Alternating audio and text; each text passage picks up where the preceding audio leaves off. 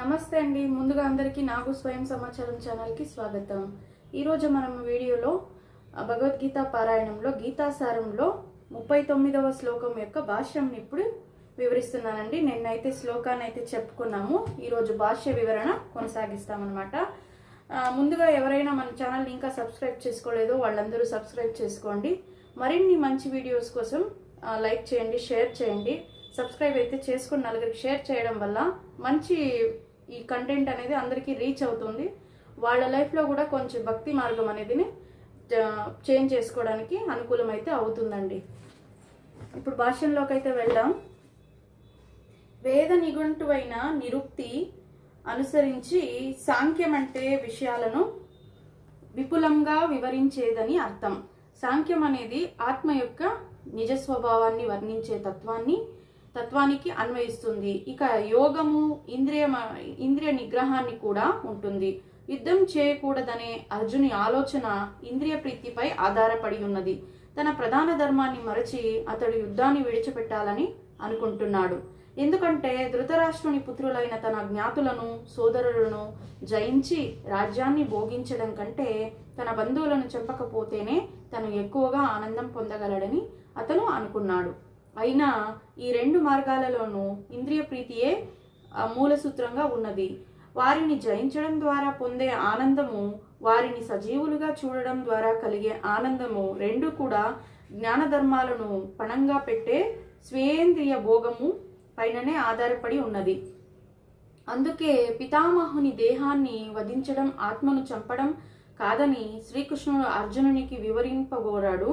తనతో సహా అందరూ వ్యక్తులు నిత్యంగా వ్యక్తిగతులని, అందరూ గతంలో వ్యక్తిగతులుగా ఉన్నారని, ప్రస్తుతము వ్యక్తిగత లేనని, భవిష్యత్తులో వ్యక్తిగతులుగా కొనసాగుతారని అతడు వివరించాడు. అంటే ఇప్పుడు ముందరికి ఫ్యూచర్లో కూడా వాళ్ళు వ్యక్తిగతంగానే ఉంటారు. వాళ్ళని సంహరించడం అయితే నీకేం ఎలాంటి పాపం చుట్టుకోదు అని ఇక్కడ చెప్తున్నారు.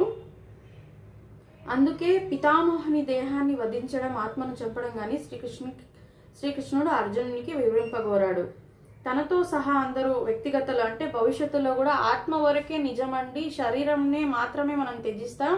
ఒక డ్రెస్ని వేసుకోవడం లాంటిది మనం ఈ ఆత్మ నుండి ఈ శరీరం నుండి ఇంకో శరీరానికి వెళ్ళడం అనేది కేవలం మనం ఒక కొత్త డ్రెస్ని వేసుకోవడం లాంటిదే. ఆత్మకైతే ఇక్కడ చనిపోదు, ఆత్మ అనేది నశించదని మళ్ళీ చెప్తున్నారు. వ్యక్తిగత ఆత్మలు మనం మన దేహాలనే వస్త్రాలను చెప్పాను కదండి, కేవలము భిన్న రీతులతో మార్చిన భౌతిక దేహబంధం నుండి ముక్తిని పొందిన తర్వాత కూడా నిజానికి వ్యక్తిత్వాన్ని నిలుపుకొని ఉంటాము. ఆత్మ దేహము గురించిన ఈ విశ్లేషణాత్మక అధ్యయనము శ్రీకృష్ణ భగవానునిచే స్పష్టంగా వివరించబడింది. ఆత్మదేహము గురించి వివిధ కోణాలలో చేయబడిన ఈ వివరణాత్మకమైన జ్ఞానము నిరుక్తి నిఘంటువును బట్టి సాంఖ్యముగా ఇక్కడ వర్ణించబడింది. ఈ సాంఖ్యముకు నాస్తికుడైన కపిలుని సాంఖ్యతత్వముకు ఎటువంటి సంబంధము లేదు. మోసగాడైన కపిలుని సాంఖ్యానికి చాలా ముందే శ్రీకృష్ణుని అవతారమైన నిజమైన కపిల భగవానునిచే శ్రీమద్ భగవతంలో సాంఖ్యతత్వము బోధించబడింది. అతడు దానిని తన తల్లి దేహోత్తికి వివరించాడు. పురుషుడు అంటే భగవంతుడు సచేతనుడని ప్రకృతిపై దృష్టిని సారించడం ద్వారా అతడు సృష్టి కార్యం చేస్తాడని అతనిచే స్పష్టంగా వివరించబడింది. ఇది వేదాలలోనూ గీతలోనూ అంగీకరించబడింది. భగవంతుడు ప్రకృతిపై దృష్టి సారించి అణు వ్యక్తిగత ఆత్మలను అందులో నిలిపాడని వేదవర్ణన సూచిస్తున్నది. ఆ వ్యక్తిగత జీవులందరూ ఇంద్రియ భోగార్థము భౌతిక జగత్తులో పనిచేస్తూ మాయా ప్రభావంలో తమను భోక్తలుగా కలుస్తున్నారు. ఈ భావనే చివరిదైన ముక్తి వరకు కొనసాగుతూ జీవుడు భగవంతునితో ఏకము కావాలని కోరుకుంటాడు. ఇదే మాయ అంటే ఇంద్రియ భోగ ప్రాంతి యొక్క చివరి వల.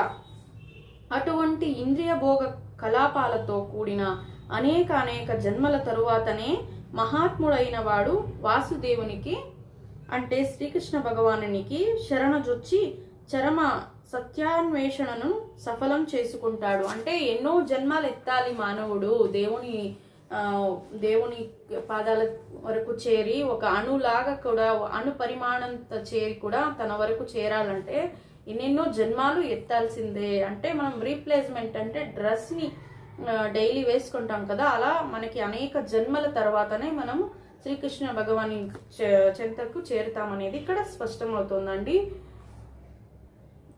శిష్యస్యేహాం సాధిమాం త్వాం ప్రపన్నం అని పలికి శ్రీకృష్ణునికి శరణొచ్చడం ద్వారా అర్జునుడు ఇదివరకే అతనిని గురువుగా స్వీకరించాడు కనుక బుద్ధియోగంలో లేదా కర్మయోగంలో అంటే కేవలము భగవత్ప్రీత్యార్థమే అయినట్టి భక్తి యోగంలో పనిచేసే విధానాన్ని శ్రీకృష్ణుడు ఇప్పుడు అతనికి చెప్పబోతున్నాడు. ప్రతి ఒక్కరి హృదయంలో పరమాత్మ రూపంలో నిలిచి ఉన్నట్టి భగవంతునితో ప్రత్యక్ష అన్యోన్య సంబంధంగా ఈ బుద్ధియోగము 10వ అధ్యాయంలోను 10వ శ్లోకం స్పష్టంగా వివరించబడింది. కానీ అటువంటి అన్యోన్య సంబంధము భక్తియుక్త సేవ లేకుండా చేకూరదు. కనుక భక్తిలో లేదా దివ్యమైన భగవత్ సేవలో నెలకొనేవాడు అంటే శ్రీకృష్ణ భక్తి భావనలో ఉన్నవాడు భగవంతుని ప్రత్యేకానుగ్రహముచే ఈ బుద్ధియోగ స్థితిని పొందగలుగుతాడు. అంటే భక్తి లేనిది నువ్వు ఎన్ని జన్మలెత్తినా నువ్వు శ్రీకృష్ణుని అయితే చేరుకోలేవు. భక్తి భావన కలిగి ఉండాలి, శ్రీకృష్ణుని పట్ల తనను సేవిస్తూ ఉండాలి అంటే భక్తి మార్గంలో. అప్పుడే ముక్తి అనేది ప్రసాదం అవుతుంది అంటే త్వరగా అనేసి అర్థం అన్నమాట. ఇక్కడ మనం భక్తి మార్గాన్ని ఎంచుకోకుండా ఎన్ని జన్మలైనా ఎత్తినా సరే భగవంతుని రీచ్ కాలేము అని ఇక్కడ చెప్తున్నారు. అందుకే దివ్యమైన ప్రేమతో నిరంతరము భక్తియుత సేవలో నెలకొన్న వారికి ప్రేమతో విశుద్ధ భక్తి యోగ జ్ఞానాన్ని ప్రసాదిస్తానని భగవంతుడు అన్నాడు. ఈ రకంగా భక్తుడు నిత్యానందమైన భగవద్రాజ్యంలో ఆ దేవదేవుని సులభంగా చేరుకోగలుగుతాడు. అనగా ఈ శ్లోకంలో పేర్కొనబడిన బుద్ధియోగము భగవంతుని భక్తియుత సేవనే ఇక్కడ పేర్కొనబడిన సాంఖ్యమనే పదానికి మోసగాడైన కపిలుడు చెప్పిన నాస్తిక సాంఖ్యత్వానికి ఎటువంటి సంబంధము లేదు. కనుక ఇక్కడ చెప్పబడిన సాంఖ్యయోగానికి నాస్తిక సాంఖ్యత్వానికి ఏదో సంబంధము ఉన్నదని ఎవరూ పొరపడకూడదు. ఆ కాలంలో అట్టి తత్వము ఎటువంటి ప్రభావం చూపలేదు. అయినా అటువంటి భగవద్రహిత తాత్విక కల్పనను శ్రీకృష్ణుడు ప్రస్తాపించాడు. నిజమైన సాంఖ్యతత్వము కపిల భగవానునిచే శ్రీమద్ భగవతంలో వర్ణించబడిన ఆ సాంఖ్యానికి కూడా ప్రస్తుత విషయాలతో సంబంధం లేదు. ఇక్కడ సాంఖ్యం అంటే దేహము, ఆత్మ అనే వాటి విశ్లేషణాత్మక వర్ణనము. అర్జునుని బుద్ధియోగ స్థితికి అంటే భక్తి యోగ స్థితికి తీసుకుని రావడానికే శ్రీమద్ భగవానుడు ఆత్మ గురించిన విశ్లేషణాత్మక వివరణను ఇచ్చాడు. కనుక శ్రీమద్ భగవానుని సాంఖ్యము భాగవతంలో వర్ణించబడినట్టి కపిల భగవానుని సాంఖ్యము ఒక్కటే, సమానమే. అవి భక్తి యోగమే. కేవలము అల్పబుద్ధి కలిగిన మానవులే సాంఖ్య యోగానికి భక్తి యోగానికి భేదము చూపిస్తారని శ్రీకృష్ణ భగవానుడు అందుకే అన్నాడు, సాంఖ్యయోగౌ పృథగ్ఫల ప్రవర్ధంతి న పండితః. అయినా నాస్తిక సాంఖ్య యోగానికి భక్తి యోగానికి ఎటువంటి సంబంధము లేదు. కానీ బుద్ధిహీనులు నాస్తిక సాంఖ్య యోగము భగవద్గీతలో చెప్పబడిందని అంటారు. కనుక బుద్ధియోగం అంటే భక్తిమయ పూర్ణానందంతో జ్ఞానంతో శ్రీకృష్ణ భగవానులో పనిచేయడం అనేవి మనిషి అర్థం చేసుకోవాలి. కార్యము ఎంత కష్టమైనదైనప్పటికీ కేవలము భగవంతుని ప్రీత్యర్థము పనిచేసేవాడే బుద్ధియోగ సిద్ధాంతంలో పనిచేస్తూ సర్వదా దివ్యానందంలో నెలకొని ఉంటాడు. అటువంటి దివ్య కర్మ ద్వారా మనిషి భగవత్కృపచే దివ్యావగాహనను అప్రయత్నంగా పొందుతాడు. ఆ విధంగా జ్ఞానప్రాప్తికి అన్య ప్రయత్నాలు లేకుండానే అతని ముక్తి పరిపూర్ణమవుతుంది. కృష్ణ భక్తి భావనలలో కర్మకు కామ్య కర్మకు ముఖ్యంగా సాంసారిక లేదా లౌకిక సుఖము పొందడానికి చేసే ఇంద్రియ భోగ విషయం కర్మకు ఎంతో తేడా ఉంది. కనుక బుద్ధియోగం అనేది మనం చేసే కర్మ యొక్క దివ్య గుణము అవుతుంది. అంటే ఇక్కడ నీ బుద్ధి బలాన్ని నువ్వు ఎన్నో విధాలుగా ఉపయోగించవచ్చు. కాకపోతే భక్తి మార్గాన్ని పైన చూపడం అనేది ప్రత్యేకం అన్నమాట. ఆ మార్గంలో నువ్వు గనక నడిచినట్టయితే ముక్తి అనేది పరిపూర్ణత్వం కలుగుతుంది అని ఇక్కడ చెప్తున్నారు. 40వ శ్లోకం.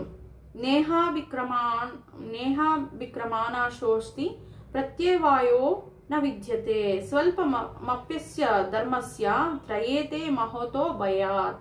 ఇహ ఈ యోగంలో అభిక్రమ ప్రయత్నంలో నష్టము నా ఆస్తి లేదు, ప్రత్యవాయ తక్కువ కావడం నా విద్యతే లేదు, స్వల్పం అతి తక్కువ అపి అయినా అస్య ఈ ధర్మస్య ధర్మము త్రాయతే విడుదల చేస్తుంది, మహత్తరమైన భయము నుండి.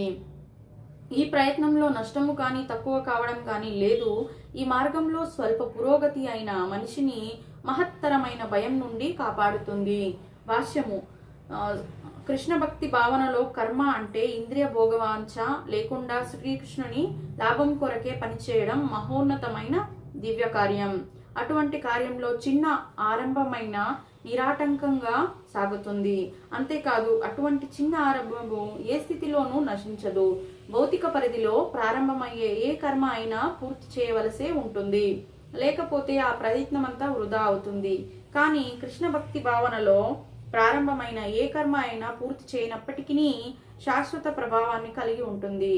కనుక అటువంటి కర్మ చేసేవాడు శ్రీకృష్ణ భగవానులోని తన కర్మ పూర్తి కాకపోయినా కానీ శ్రీకృష్ణ భగవానులో ప్రారంభమైన ఏ కర్మ అయినా పూర్తి చేయనప్పటికీ శాశ్వత ప్రభావాన్ని కలిగి ఉంటుంది. కనుక అటువంటి కర్మ చేసేవాడు శ్రీకృష్ణ భగవానులోని తన కర్మ పూర్తి కాకపోయినా నష్టపోడు. శ్రీకృష్ణ భగవానులో 1% పూర్తయిన భక్తి భావనలో 1% పూర్తయిన పని శాశ్వతమైన ఫలితాన్ని ఇస్తుంది. అంటే తదుపరి ప్రారంభము 2% నుండి మొదలవుతుంది.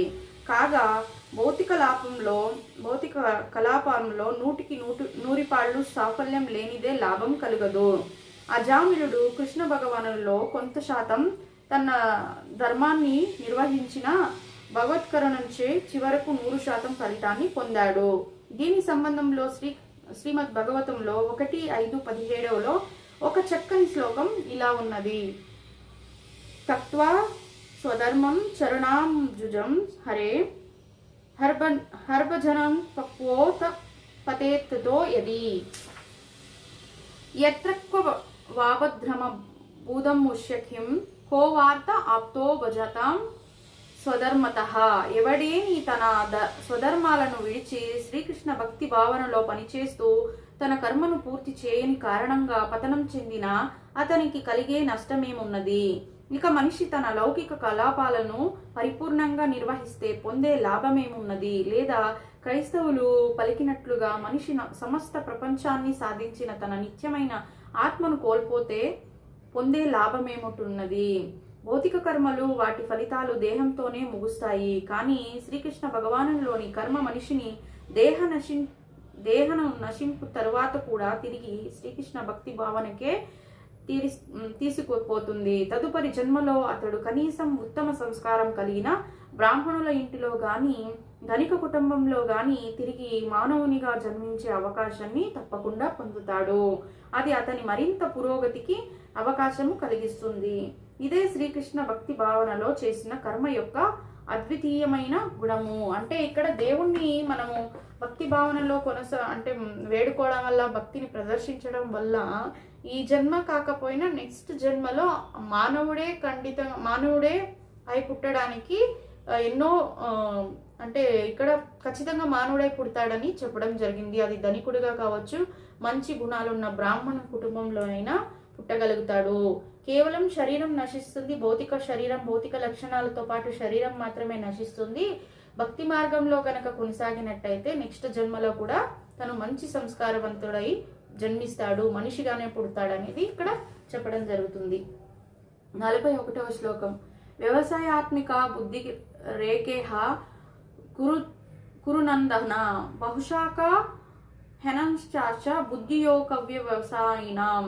వ్యవసాయ ఆత్మిక కృష్ణ భక్తి భావనలో సుస్థిరులు బుద్ధి ఏక కేవలము ఒక్కటే. ఇహ ఈ ప్రపంచంలో కురునందన ఓ ప్రియమైన కురుపుత్ర బహుశాఖలు కలిగినదై ఈ నిజంగా అనందముగా చ కూడా బుద్ధి అవ్యవసాయినాం కృష్ణ భక్తి భావనలో లేనివారి. ఈ మార్గంలో ఉన్నవారు స్థిరమైన ఉద్దేశంతో ఉంటారు. వారందరిది ఒకటే లక్ష్యమై ఉంటుంది. ఓ కురునందన, అస్థిరులైన వారి బుద్ధి బహుశాఖలుగా ఉంటుంది. భాష్యము. కృష్ణ భక్తి భావన ద్వారా మనిషి మహోన్నతమైన జీవన పూర్ణత్వాన్ని చేరుకుంటాడనే దృఢమైన విశ్వాసమే వ్యవసాయాత్మికాభివృద్ధి అని పిలువబడుతుంది. చైతన్య చరిత్రామృతము మధ్యలీల 22-62 శ్లోకంలో ఈ విధంగా చెప్పబడుతున్నది. శ్రద్ధా శబ్దే విశ్వాస కహే సుదృఢ నిశ్చయ కృష్ణే భక్తి కైలే సర్వకర్మ కృత హోయ. ఉదాత్తమైన ఏదేని విషయంలో మొక్కువోని నమ్మకమే విశ్వాసము. మనిషి కృష్ణ భక్తి భావనతో కూడిన కర్మలలో నెలకొలినప్పుడు వంశాచారులు, మానవాళి లేదా దేశమునకు చెందిన బాధ్యతలతో భౌతిక జగత్తుకు సంబంధములు చేయవలసిన అవసరము లేదు. మనిషి యొక్క గత శుభకర్మలు లేదా అశుభకర్మల ఫలితాలే సకాం కర్మలు. మనిషి శ్రీకృష్ణ భగవానులో జాగృతుడు కాగానే శుభకర్మలకై ప్రయత్నించవలసి అవసరమే ఉంటుంది. అతడు శ్రీకృష్ణ భగవానులో నెలకొని ఉన్నప్పుడు సమస్త కర్మలు పరిపూర్ణ స్థితికి చేరుకుంటాయి. ఎందుకంటే అవి ఇక ఏమాత్రము శుభము అశుభము వంటి ద్వంద్వాలకు ప్రభావితము కావు. జీవిత భౌతిక భావనను విడిచిపెట్టడమే మహోన్నతమైన శ్రీకృష్ణ భగవానుల పూర్ణత్వము. శ్రీకృష్ణ భక్తి భావన పురోగతి ద్వారా ఈ స్థితి అప్రయత్నంగా సిద్ధిస్తుంది. అంటే మనం శరీరాన్ని త్యజించడమే మనకి ఇక్కడ అంటే భక్తి భావనలో మునిగిపోయి ఉంటారు కదా, అలాంటి వాళ్ళకి శరీరాన్ని త్యజించడమే ముక్తి. అంటే అవి భౌతిక శరీరం కదా, మన ఆత్మ అనేది శుద్ధిగా ఉండాలంటే దేవుని యొక్క నామాన్ని ఇక్కడ పదే పదే స్మరిస్తూ పూజిస్తూ ఉండటం వల్ల తను అపకర్మలు చేస్తున్నాడా మంచి కర్మలు చేస్తున్నాడా అనేది కౌంట్కి రాదు.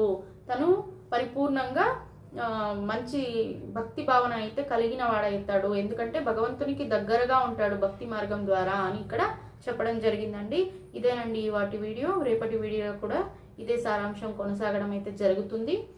మన వీడియోస్ని సబ్స్క్రైబ్ చేసుకోండి, నలుగురికి అయితే షేర్ చేయండి. నాకు మంచిగా ప్రోత్సాహాన్ని అయితే ఇవ్వండి మంచి కామెంట్లతో. Thank you for watching.